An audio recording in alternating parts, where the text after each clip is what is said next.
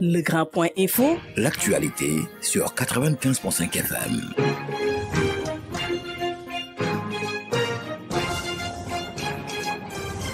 Bonjour, bienvenue sur la 95.5, la radio municipale de Dakar et sur rtmd.tv, midi 30, le journal. 1000 volontaires à l'assaut des commerçants véreux. L'Association des consommateurs du Sénégal approuve mais plaide pour l'installation de boutiques de référence. Seule solution à la lutte contre l'inflation et pour un respect de la réglementation. Vous suivrez en début d'édition le vice-président de l'association consumériste Mamati. Et le feu couvre à Kër Ndiaye-Lo. Les populations campent sur leur position et refusent de céder leurs terres. Elles se sont opposées violemment aux forces de défense et de sécurité pour dire non à l'accaparement de leur terrain. Elles s'offusquent des démolitions de la délégation générale à la promotion des pôles urbains de Diamniadio. La DPJ justement réagit. Elle sort de sa réserve et apporte des précisions. Le site en question est un patrimoine de l'État du Sénégal depuis 2014 par le biais d'un décret qu'il a versé dans le domaine privé du Sénégal. Alerte du frappe sur les nouvelles tendances des multinationales, l'immobilier, le constat, un accaparement de terres, des paysans qui ont vu leurs terres retirées. Une révision de la loi sur le domaine national s'impose selon le Front pour une révolution anti-impérialiste populaire et panafricaine. Et puis le pacte de stabilité sociale qui doit être signé le 1er mai au plus tard. L'Union démocratique des enseignants du Sénégal déplore la démarche dont le communiqué final. Les revendications de ces enseignants ne sont pas sur papier. Ils dénoncent ces enseignants et veulent une implication de tous. L'identification des puces avant le 31 mars, une mesure des autorités actuelles. Les populations saluent et se ruent vers les agences. L'actualité hors de chez nous, c'est à suivre avant la fin de ce journal. Bonjour et bienvenue. À la présentation, avec un immense plaisir, Alun Gomis s'occupe de la partie technique. Depuis hier, la plateforme du ministère du Commerce et de l'Industrie recueille les différentes candidatures des Sénégalais voulant devenir volontaires de la consommation. Ils seront 1000 à l'arrivée à effectuer un contrôle dans les boutiques et autres commerces pour un respect des prix homologués et par la même occasion contribuer à la protection des droits des consommateurs. L'ASCOSEN, l'Association des consommateurs du Sénégal, se félicite de cette mesure. C'était attendu. Enfin, l'enrôlement débute depuis hier à minuit. Mais pour qu'il y ait un respect des prix, pour que le consommateur sente les différentes baisses, il faut arriver à l'installation de boutiques de référence. Mamad Sissé, le vice-président de l'ASCOSEN avec Cheikh Abdullah Niang. L'idée de recruter 1000 volontaires de la consommation qui peut régler le problème en partie. Je le dis en partie parce que quand on regarde l'écosystème, les points de vente sont tellement nombreux à travers le Sénégal que couvrir ce secteur-là, l'effectif est toujours. Ces boutiques de référence-là permettront d'appliquer effectivement les prix des produits qui sont concernés. Parce que ces boutiques-là vont se ravitailler grâce à un central d'achat fort qui va réduire les intermédiaires et fatalement le prix de vente aux consommateurs. Donc, l'applicabilité des décisions qui sont prises lors des conseils nationaux de la consommation seront appliquées et facilement appliquées par ces boutiques de référence. Des boutiques de référence qui vont se ravitailler vers d'autres commerçants ou fournisseurs, une chaîne que va suivre à la finalité le commerçant ou le boutiquier pour un respect de ses prix à la consommation. 1000 volontaires qui vont descendre sur le terrain. La commune de Ouakam poursuit son programme d'amélioration du cadre de vie de ses populations. Elle se penche en ce moment sur la construction et la réhabilitation des jardins municipaux. Première étape, la cité Africa. Les jardins de Sacré Extension sont aussi concernés, d'où l'appel du chef des services techniques aux populations à s'impliquer dans l'entretien. Mohamed Fall avec Ndayaminata Seck. Il s'agit de créer des jardins publics. Donc là, on a déjà commencé avec l'amélioration de l'espace du Boucaï. On a déjà pavé, On a posé les fleurs. Et là, on est en train, cette semaine, Inch'Allah, on va mettre des lampadaires publics pour permettre un peu de reprendre cet espace-là et puis de permettre aux populations de pouvoir s'asseoir et puis d'apprécier cet espace qui est un espace public. Donc, il y a également le jardin Cité Africa qu'on a démarré il y a 3 jours ou 4. Donc, c'est un espace également, c'est un nouveau jardin. C'est un espace malheureusement qui était délabré. On est en train de reprendre cet espace-là. Donc, il y aura du pavage, il y aura des bancs publics, il y aura des lampadaires également et des fleurs. Donc, il y a les 3 jardins de Cité 3 Extension qui fait partie de Ouakam. Et la rénovation de ces 3 jardins-là également a démarré. Donc, normalement, en moins d'1 mois, Inch'Allah, on va terminer ce jardin. Il y a d'autres espaces également qu'on a repérés. Et ces espaces, on va essayer de les améliorer avec les populations également. Parce que si la population ne s'approprie pas ce projet-là, malheureusement, il n'y aura pas un suivi, il n'y aura pas d'entretien. Donc, on compte travailler avec les conseils de quartier, travailler également avec les associations et les ASC pour que ces espaces-là soient maintenus pour le bien de toute la place. L'implication des populations sollicitées par les autorités territoriales de la commune de Ouakam pour un entretien de ces espaces publics qui vont être aménagés. Un espace qui fait l'objet de litiges et même d'affrontements entre populations de Keur Ndiaye-Lo et forces de l'ordre. Elles sont opposées violemment à l'accaparement de leurs terres. Elles disent ne pas se laisser faire et interpellent le chef de l'État. Des agissements de la délégation générale à la promotion des pôles urbains de Diamniadio ont été dénoncés par ses habitants qui déclarent que les terres leur appartiennent. Issa Thiorogay porte leur parole. Il y a un cancer qui s'appelle la DGPU qui est en train de consumer une localité qui s'appelle Keur Ndiaye-Lo. Le principe est très simple. La DGPU gère un domaine qui s'appelle Diamniadio et a décidé par des mécanismes qu'on ne saurait définir et a décidé de prendre ses responsabilités, de venir détruire tout ce que la communauté de Keur Ndiaye-Lo avait. Le potentiel terroir, c'est ça qui est en train d'être détruit. Tout a été dévasté. Des habitations, des surfaces cultivables. Tout a été dévasté. Aujourd'hui, on va faire face. Il y a des gens qui ont eu des propriétés, des titres depuis 1992, me dit-on. Depuis 1996, il y a des gens aujourd'hui qui sont victimes et qui ne doivent pas l'être. Alors nous appelons tout simplement le président de la République, le Premier ministre, toutes les autorités à considérer, à reconsidérer l'attitude de la DGPU. Il s'agit du pôle de Diamniadio et non pas du pôle de Keur Ndiaye-Lo. Ça n'existe nulle part. Nous sommes propriétaires et nous entendons rester propriétaires de la manière la plus courtoise et disciplinée qui soit,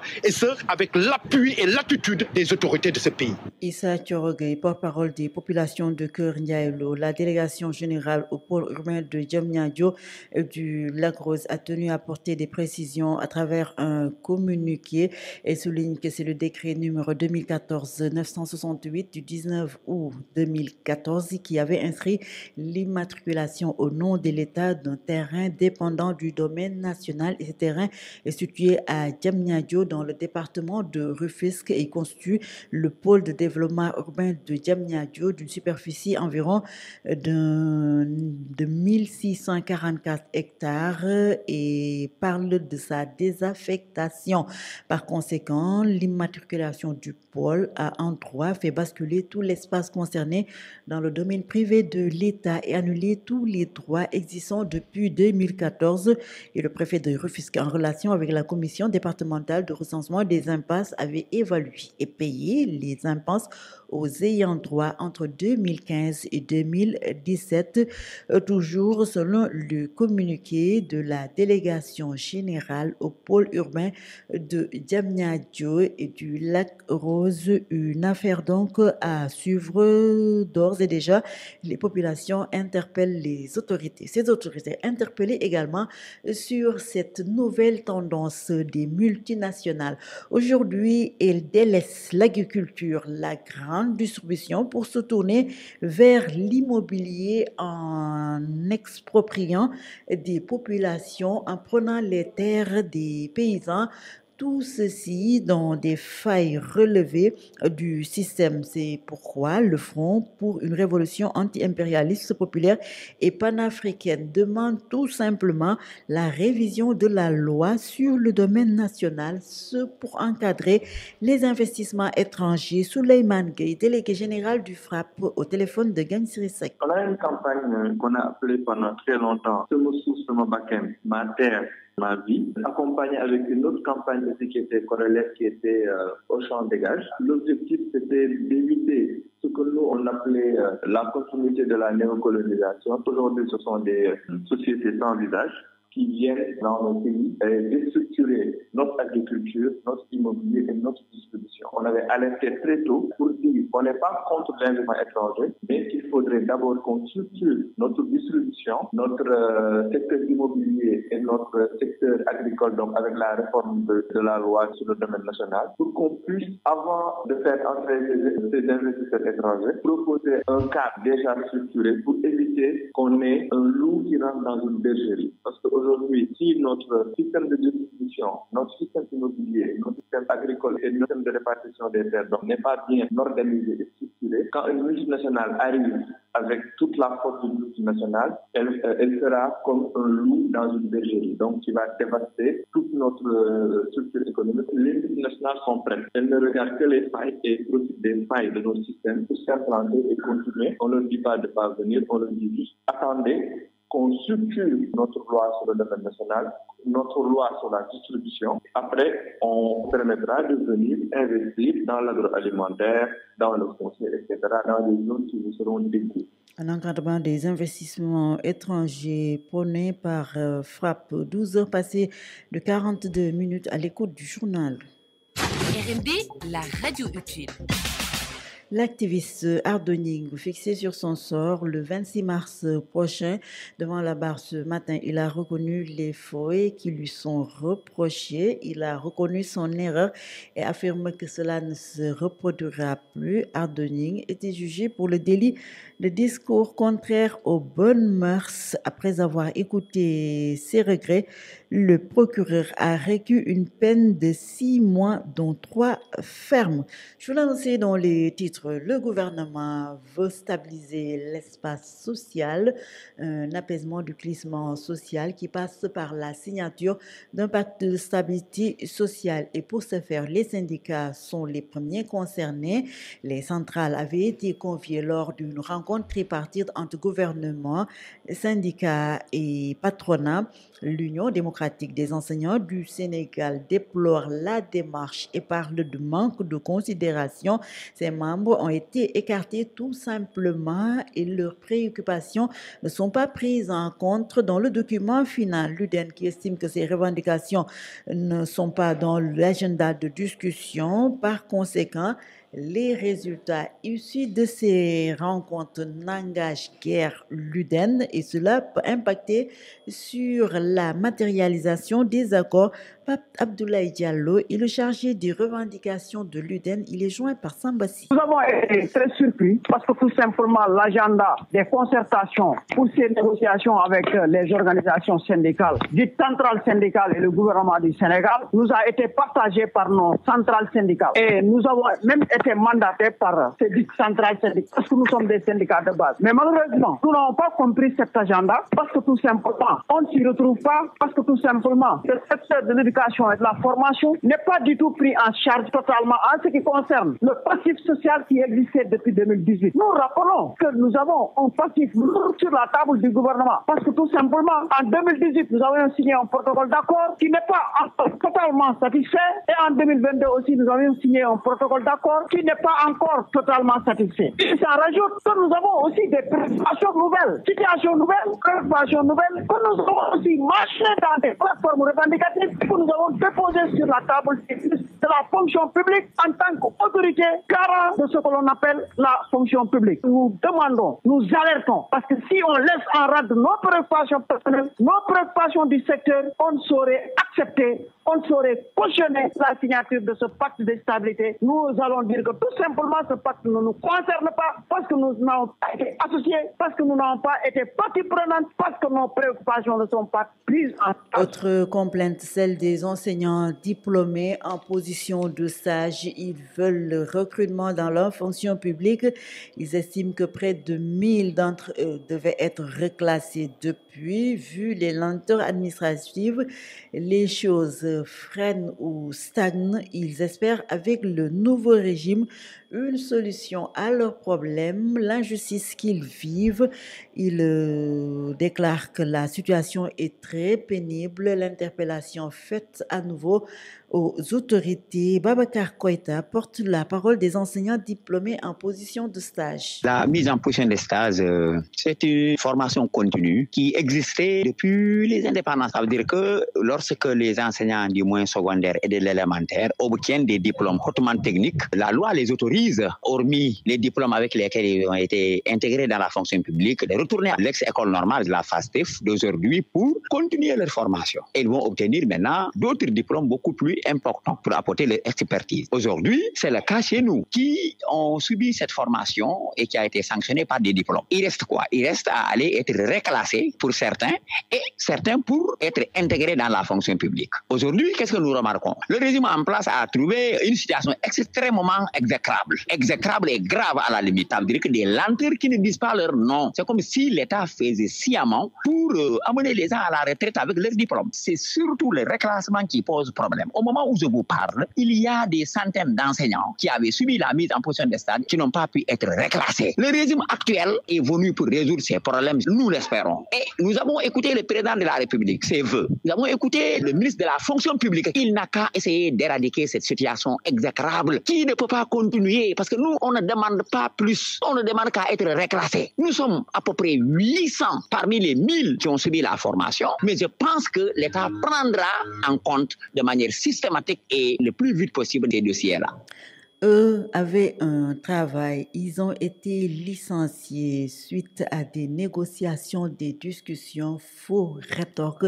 Les agents déflatés de la Caisse de dépôt et de consignation regroupés au sein d'un collectif. Ils réfutent les allégations de la direction générale. À travers un communiqué, ils estiment que la CDC veut berner l'opinion en parlant de licenciement négocié, un licenciement subjectif et d'ordre politique en violation flagrante de la loi, déclarent ces ex-agents de la CDC et rajoute qu'il n'y a jamais eu de négociation avec la direction, mais d'un protocole unilatéral forcé imposé par les responsables de la Caisse de dépôt et de consignation. RMD, encore plus proche de vous.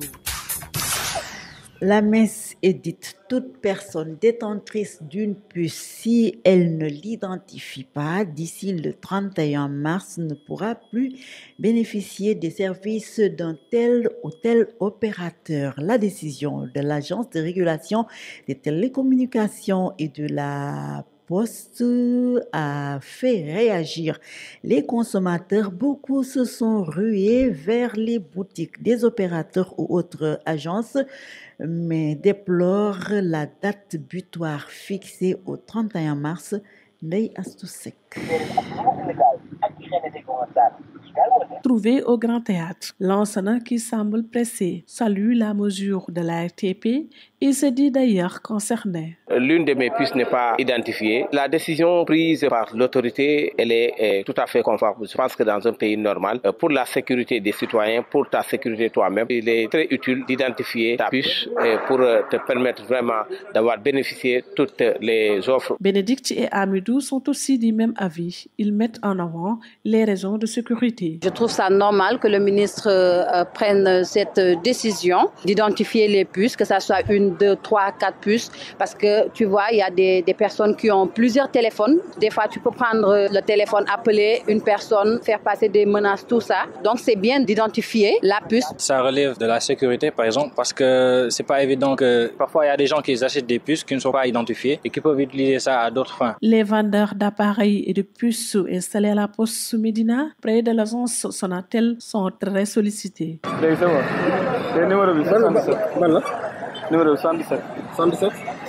Les clients viennent pour se mettre en règle. Il y a une très grande influence aujourd'hui quand même. L'agence a rempli de monde voilà, aujourd'hui. Donc, on voit tout le monde venir régler leur puce. Cependant, l'identification n'a pas impacté leur chiffre d'affaires. On ne remarque pas une baisse ou bien une hausse de nos chiffres d'affaires parce que c'est la même chose en fait. On voit les clients. Oumou Diallo pense que le délai pour l'identification est court. C'est pas normal. 31 mars en plus, c'est bientôt.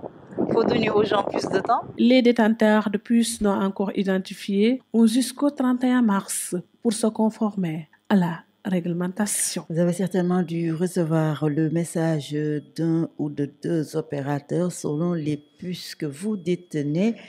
L'identification est une obligation. Plusieurs personnes ont eu à faire les frais de ces arnaqueurs à travers les puces et des plaintes pleuvent à la direction de la cybercriminalité. Le député Guy Marussagna qui interpelle les autorités sur ces interdictions de sortie du territoire de certaines personnalités de l'ancien régime. Le parlementaire déclare que dans un état de droit, les restrictions aux droits fondamentaux reposent sur la transparence et la prévisibilité des décisions administratives. Il souligne que certaines situations récurrentes ont mis en lumière des interdictions de sortie du territoire appliquées sans notification préalable aux citoyens concernés, soulevant leur conformité avec la loi qui prévoit que tout acte administratif individuel ne devient exécutoire qu'après notification. Il réagit, interpelle les autorités suite à l'interdiction de sortie du territoire faite récemment à l'ancien ministre Mansour Faye. RMD Info, l'actualité internationale. Les pays du Sahel, l'Alliance des États du Sahel, les trois pays qui composent cette structure, à savoir le Burkina, le Niger et le Tchad, ont décidé, le Burkina Faso plutôt, le Mali et le Niger ont décidé en toute souveraineté de se retirer de la francophonie, l'Organisation internationale de la francophonie. Ils l'ont formalisé par le biais d'un communiqué et notifié aux États membres donc de la francophonie. L'AES reproche à l'organisation d'avoir tourné le dos à ces trois pays depuis l'avènement de la transition au Mali, au Niger et au Burkina Faso. L'Organisation internationale de la francophonie, au lieu d'accompagner ces États dans la réalisation des aspirations légitimes de leur peuple, conformément à ses objectifs de paix, de coopération et de solidarité, s'est illustrée par l'application sélective de sanctions sur la base de considérations géopolitiques et par un mépris affiché pour leur souveraineté. J'ai bien sûr lu le communiqué.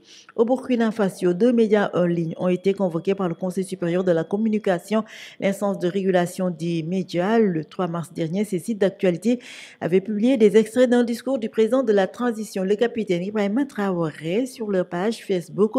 Cette sortie du président avait été diversement appréciée par les internautes avec dans les commentaires des propos jugés parfois malveillants, discourtois, voire injurieux, selon le Conseil supérieur de la communication qui a donc décidé d'auditionner les responsables de ces trois médias en ligne. Pour finir, dans la bande de Gaza, avec ses frappes israéliennes sur Gaza, pour la deuxième nuit consécutive, Israël a mené des frappes. Plus de 400 personnes ont été tuées dans ces bombardements meurtriers, 13 autres mortes dans la nuit d'hier à aujourd'hui, d'après la défense civile palestinienne. Et en dépit de la trêve, la branche armée du Hamas n'a pas réagi militairement. Le mouvement armé palestinien annonce ne pas fermer la porte à des négociations. C'est la fin de ce journal. Un rappel des titres. 1000 volontaires à l'assaut des commerçants vers l'Association des consommateurs du Sénégal approuve mais plaide pour l'installation de boutiques de référence. Seule solution à la lutte contre l'inflation et pour un respect de la réglementation en vigueur. L'enrôlement sur la plateforme du ministère de l'Industrie et du Commerce a débuté hier nuit. Alerte du FRAPP sur la nouvelle tendance des multinationales, investir dans l'immobilier, constat, accaparement de terres, plainte, complainte de paysans. Une révision de la loi sur le domaine national s'impose selon le Front pour une révolution anti-impérialiste populaire et panafricaine. Le feu couvre à Keur Ndiaye-Lo. Les populations campent sur leur position et refusent de céder leurs terres. Elles ont manifesté violemment leur opposition à l'accaparement de ces terres et s'offusquent des démolitions de la délégation générale au pôle urbain de Diamniadio et du Lac Rose. La DGPU réagit et apporte des précisions. Le site en question est patrimoine de l'État depuis 2014 par le biais d'un décret et ces populations occupent un site illégalement. Identification des puces ou détenteurs de puces, c'est la ruée vers les agences, une mesure prise par les autorités et saluée par les consommateurs, même si certains se plaignent de la date butoir, à savoir le 31 mars. Merci de nous avoir reçus chez vous, d'avoir suivi cette session d'information. Anne-Marie Niang à la présentation, accompagnée de mes deux compatriotes Mandiak, Alune Gomis et Jérôme Mendy. Merci pour leur assistance. Merci à toute la coordination, Gagne Sirisek, Ibrahim Boy, Samba Sidaou et Chir Abdullah Khanyang, que vous retrouverez à 13h30 pour le journal à Wolof. On se donne rendez-vous demain. Merci d'avoir été des nôtres, de nous avoir reçus chez vous. Au revoir et à demain. Le Grand Point Info. L'actualité sur 95.5 FM.